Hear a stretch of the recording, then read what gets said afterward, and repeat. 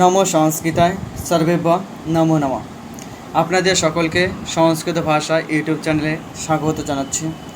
আজকে আমাদের পাঠ্য বিষয় হলো ওয়েস্ট বেঙ্গল বোর্ডের সপ্তম শ্রেণীর সংস্কৃত বিধির প্রথম ভাগের চতুর্থ অধ্যায় সংখ্যাবাচক বিশেষণ প্রয়োগ, অর্থাৎ সংখ্যাবাচক বিশেষণের ব্যবহার। সংখ্যাবাচক বিশেষণটি কি? অর্থাৎ যে কোনো একটি বস্তু রয়েছে এবং তার হচ্ছে সংখ্যাকে বোঝাবে, সেটি হচ্ছে সংখ্যাবাচক বিশেষণ। যেমন একটি বলছি, একটি আম। আম কয়টি? আম হচ্ছে একটি। তো এই এক শব্দটি হচ্ছে সংখ্যাবাচক বিশেষণ। এই সংখ্যাবাচক বিশেষণ আমাদের পড়ার আগে কিছু বিষয় জানতে হবে।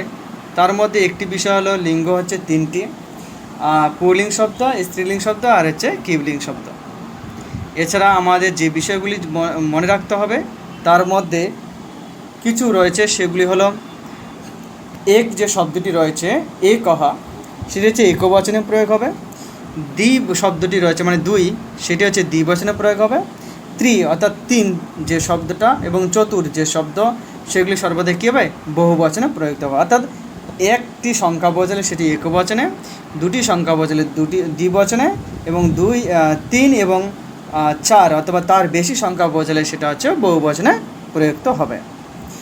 একহা, দ্বি, ত্রিণী আর হচ্ছে চত্বর অর্থাৎ চার সংখ্যাবাচক, ঠিক আছে, বিশেষণ পদগুলি বিশেষ্যের লিঙ্গ অনুসারে পরিবর্তন হবে। বুঝতে পারলাম? এই যে এক শব্দটি রয়েছে, দ্বি, ত্রি, চত্বর, এই শব্দগুলো যে রয়েছে এটি সংখ্যাবাচক বিশেষণ। পদগুলির বিশেষ্যের লিঙ্গ অনুসারে পরিবর্তন হবে। বিশেষণ যে পদ অর্থাৎ এক, দুই, তিন, চার যা থাক, এই শব্দগুলি কী হবে? বিশেষ্যের লিঙ্গ অনুযায়ী পরিবর্তন হবে। অর্থাৎ বিশেষ্য যদি স্ত্রীলিঙ্গ শব্দ হয় তাহলে স্ত্রীলিঙ্গ অনুযায়ী পরিবর্তন হবে, আবার বিশেষ্য যদি পুংলিঙ্গ হয় তো পুংলিঙ্গ অনুসারে পরিবর্তন হবে, আর যদি কিবলিঙ্গ হয় তো কিবলিঙ্গ অনুসারে পরিবর্তন হবে। পরে পঞ্চম, ষষ্ঠ, সপ্তম, অষ্টম এই শব্দগুলি তিন লিঙ্গে কি সমান হবে, অর্থাৎ এগুলো কোনো পরিবর্তন হবে না। পুংলিঙ্গ হোক, স্ত্রীলিঙ্গ, কিবলিঙ্গ যাই আসুক একই রকম থাকবে। তারপরে হচ্ছে ঊনবিংশতি থেকে নবনশতি, এই যে শব্দগুলো অর্থাৎ 19 থেকে 99 পর্যন্ত এই শব্দগুলো সংখ্যাগুলো সেগুলো সর্বদাই স্ত্রীলিঙ্গের একবচনে প্রযুক্ত হবে। তো আমাদের এটুকু জানলেই বর্তমান পাঠ্যে হয়ে যাবে। তো পড়ে নিচ্ছি আমরা পুংলিঙ্গ শব্দ। পুংলিঙ্গ শব্দর প্রথমেই রয়েছে আমরা পাচ্ছি এক চন্দ্র। এক চন্দ্র, এখানে বিশেষ্য কি? বিশেষ্য হচ্ছে চন্দ্র অর্থাৎ চাঁদ। একহা, একটি চাঁদ অর্থাৎ একটি, এটি হচ্ছে বিশেষণ। বুঝতে পারলাম? ঠিক একই রকমভাবে প্রত্যেকটাই হবে। দৌ পক্ষৌ, বিশেষ্য কি? পক্ষৌ এবং বিশেষণ হচ্ছে দৌ।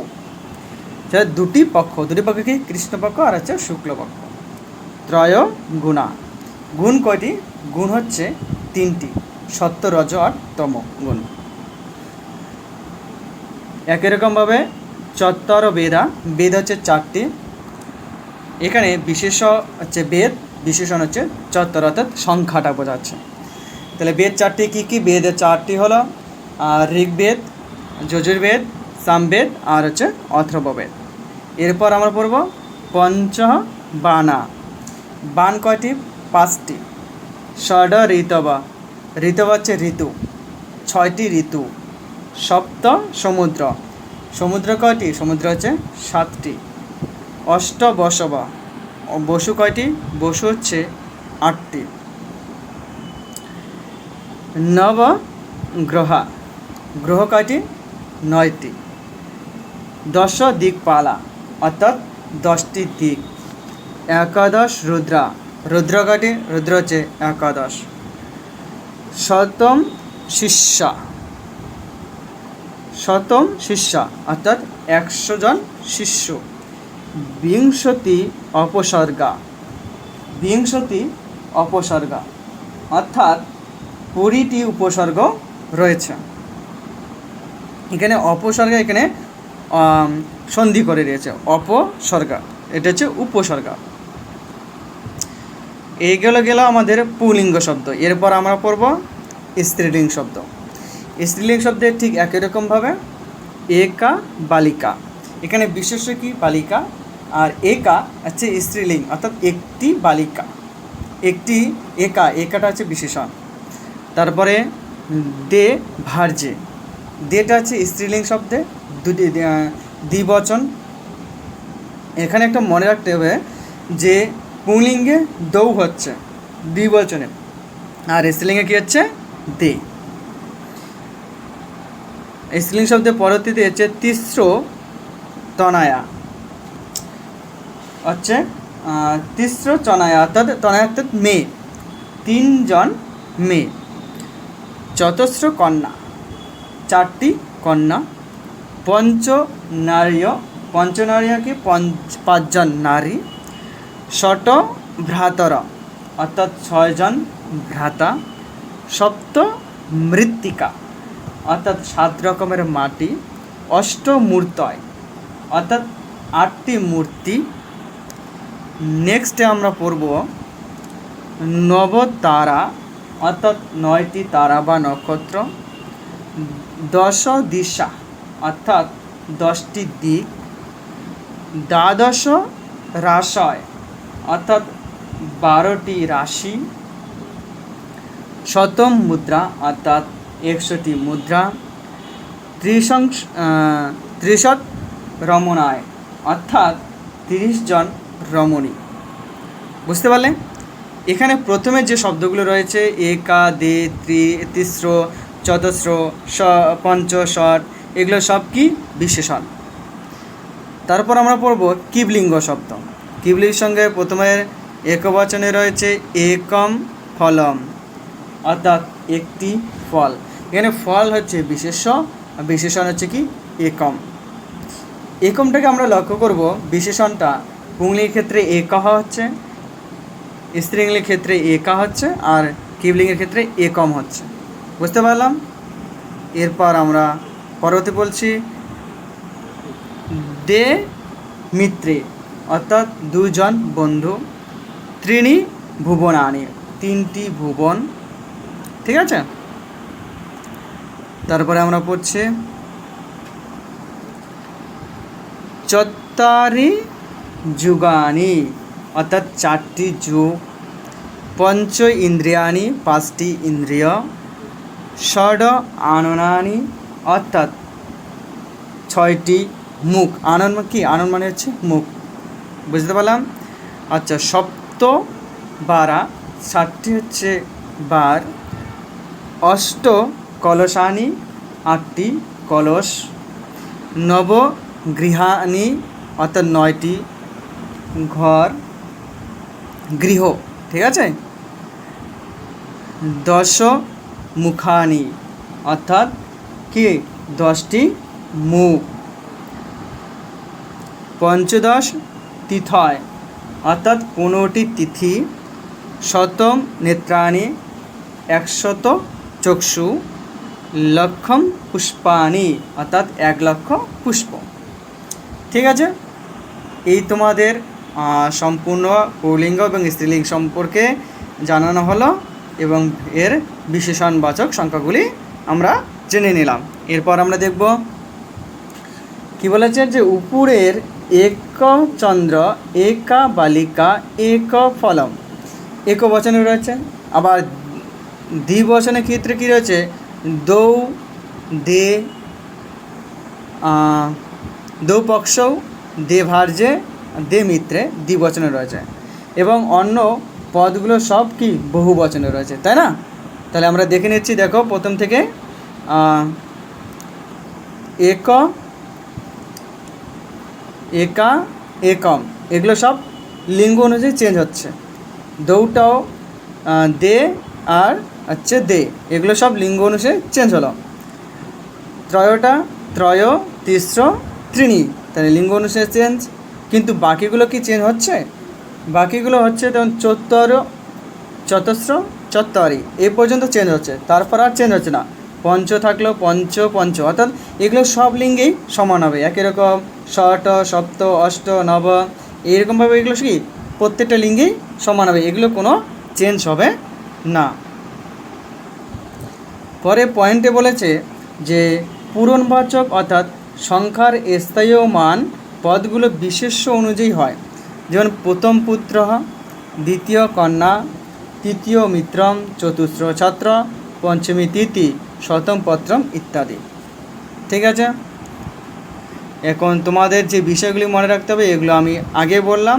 এখানে তোমাদের একটা বিষয় মনে রাখতে হবে, সেটা হলো 5 নম্বর পয়েন্টটা, সংখ্যাবাচক শব্দগুলি সাধারণত বিশেষণ হিসেবে যুক্ত হয়, সুতরাং সংখ্যাবাচক শব্দগুলি বিশেষে লিঙ্গ, বচন এবং বিভক্তি অনুসারে চেঞ্জ হবে।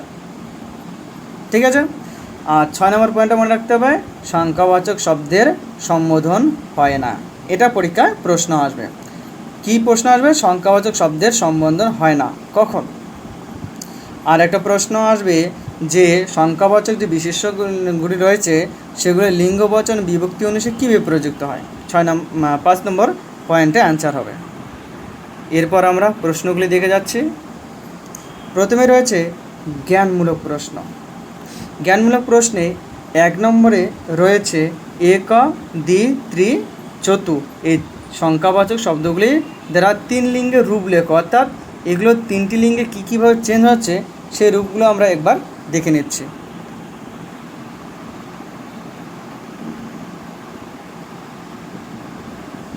তো প্রথমে যে শব্দটি রয়েছে সেটি হচ্ছে এক শব্দটি রয়েছে, এটা কি নিত্য একবচন্ত শব্দ। পুল্লিঙ্গ শব্দ, স্ত্রীলিঙ্গ এবং কিবলিঙ্গ কীভাবে চেঞ্জ হবে। প্রথমে একবচনে কী হবে? এক, পুংলিঙ্গে স্ত্রীলিঙ্গে একা আর কিবলিঙ্গে একম। ঠিক আছে, দ্বিতীয়ের ক্ষেত্রে একই একম, একাম, একম। আর হচ্ছে তৃতীয়ের ক্ষেত্রে একেন, একয়া, একেন। চতুর্থের ক্ষেত্রে একস্ময়, একস্ময় আর একস্ময়। পঞ্চমী একস্মাৎ, একস্যা, একস্মাৎ। ষষ্ঠী একস্য, একস্যা, একস্য। সপ্তমী একস্মিন, একস্যাম, একস্মিন। ঠিক আছে, এইভাবে এগুলো চেঞ্জ হচ্ছে। তো আমরা পড়া মুখস্থ করার জন্য, তোমাদের মুখস্থ করার জন্য একটি খুবই শর্ট ট্রিক বলে দিচ্ছি। সেটা হচ্ছে তোমরা বলবে যে পুংলিঙ্গে কী কী রূপ হচ্ছে সেটা শুধু মুখস্থ করে নেবে। দেখো আমি পড়ছি, একহ, একম, একেন, একস্ময়, একস্মাৎ, একস্য, একস্মিন। কমপ্লিট। 2 মিনিট লাগবে না মুখস্থ করতে। একই রকমভাবে স্ত্রীলিঙ্গ শব্দে একা, একাম, একয়া, একস্য, একস্যা, একস্যা, একস্যাম। সেরকমভাবে কিবলিঙ্গে একম, একম, একেন, একস্ময়, একস্মাৎ, একস্য, একস্মিন। ঠিক একই রকমভাবে আমরা কি পড়ব? দ্বি শব্দটি পড়ব। দ্বি শব্দটির ক্ষেত্রে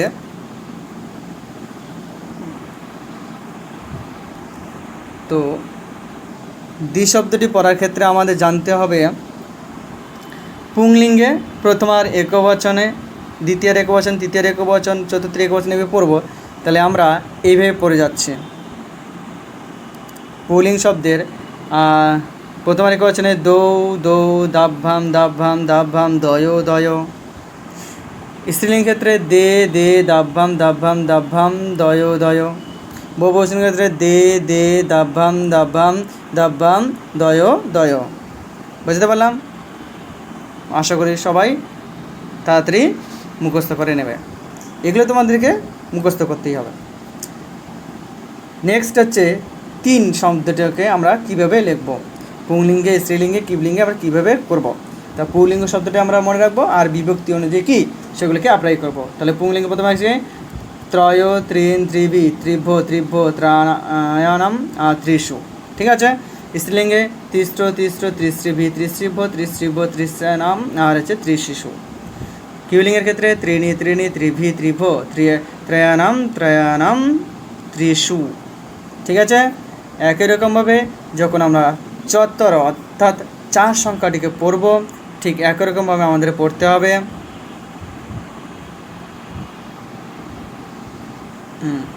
একরকমে পড়তে হবে। কীরকমভাবে? পুংলিঙ্গে চত্বর, চত্বর, চতুর্ভি, চতুর্ভ, চতুর্ভ, চতুর্নাম, চতুর্ষু। স্ত্রীলিঙ্গের ক্ষেত্রে চতস্র, চতস্র, চতুশ্রীভি, চতুশ্রীভ্য, চতুশ্রীভ্য, চতুর্শ্রীনাম আর চতুশ্রী সু। ঠিক আছে, কিবলিঙ্গের ক্ষেত্রে চত্বরি, চত্বরি, চতুর্ভি, চতুর্ভুজ, চতুর্ভা, চতুর্নাম, চতুর্শ। বুঝতে পারলাম? এভাবে তোমরা সবাই বাড়িতে করে নেবে। নেক্সট যে পয়েন্টটি আমাদের পড়তে হবে সেটি হলো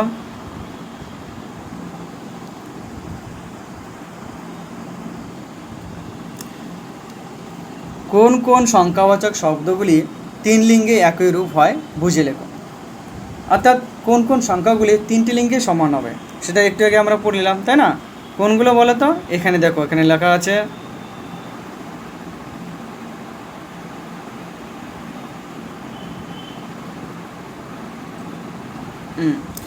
এই দেখো, এখানে কি বলেছে?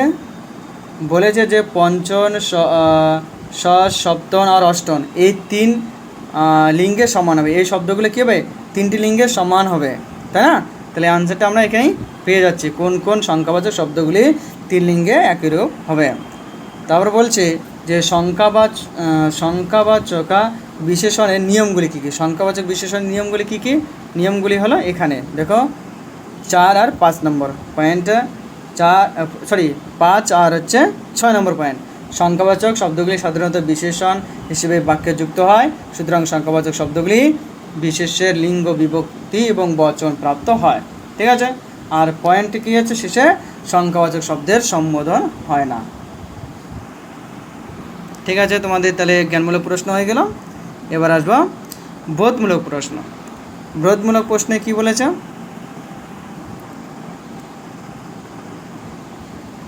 বোধমূলক প্রশ্ন প্রথমে আছে দেশ বালক, তাই না? এখানে বোধমূলক প্রশ্ন কি বলেছে? দেশ বালক।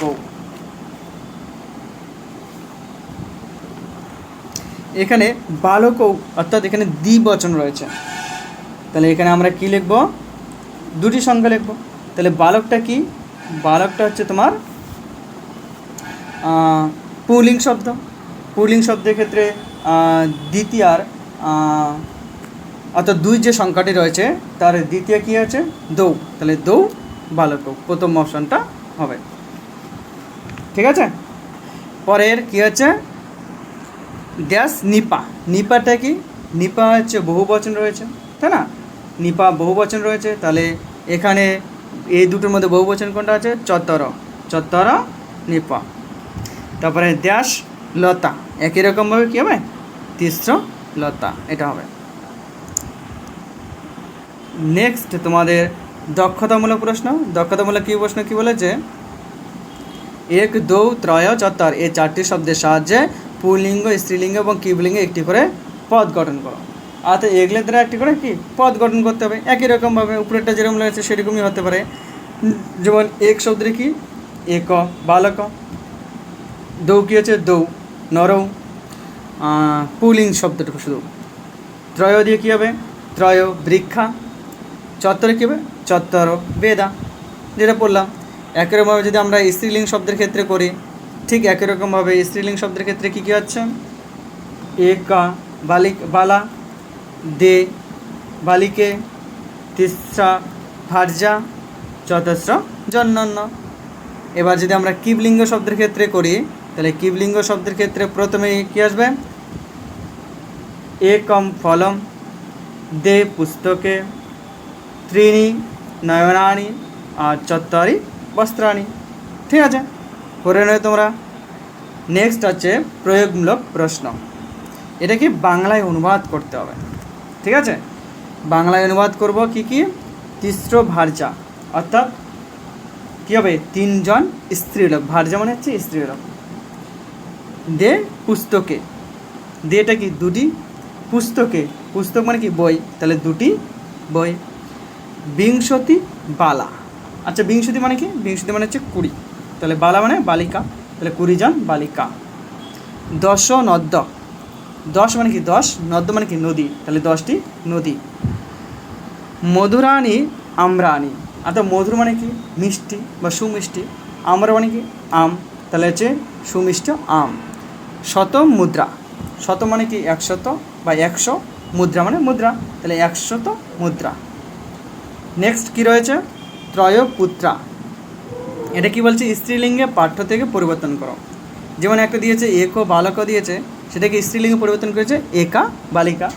ঠিক সেরকম আমরা লিঙ্গ পরিবর্তন করব এখানে। ত্রয়পুত্র, এখানে কি পুলিঙ্গ আছে, এটা কি স্ত্রীলিঙ্গ করতে হবে, তাহলে কী হবে তিস্র কন্যা। ঠিক আছে, এই জায়গায় কী বলতে হবে তিস্র কন্যা। পঞ্চ নরা, এটা কি পুলিঙ্গ আছে, এখানে কি স্ত্রীলিঙ্গ করতে হবে, তাহলে কি পঞ্চই থাকবে। আর নরাটা আছে এখানে কী হবে নার্যা। দ্বিপত্নী, এটা কী হবে দে ভার্যে।